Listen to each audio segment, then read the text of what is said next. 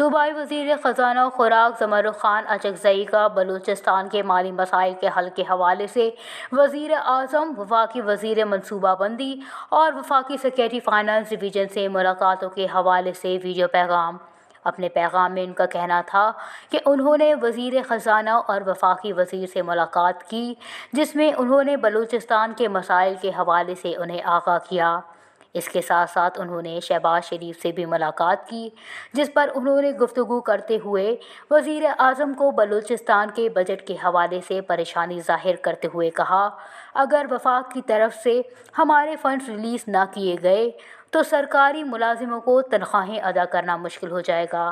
اور بعد میں ہم پرائم منسٹر سے بھی آخر میں ملے، ان سے بھی ہم نے بلوچستان کی تمام مشکلات ان کو بتایا کہ ہمارے بجٹ پہ بہت زیادہ بوجھ ہے، ہمارے پاس جو ہے نیکسٹ منتھ ہمارے سرکاری ملازمین کے تنخواہیں بھی نہیں مل رہی ہے، تو ہمارے جو یہاں پہ ہماری جو اپنے پروٹیکٹیو اماؤنٹس ہے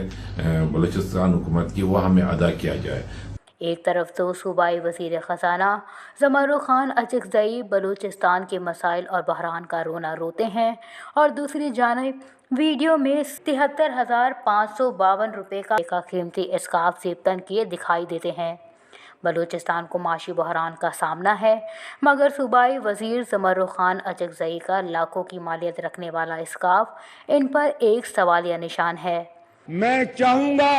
کہ کے پی میں جو وزیر اعلیٰ ہیں وہ بھی اتنا ہی آٹا سستا ہر دکان میں دیں، اگر دیں گے تو میں ان کا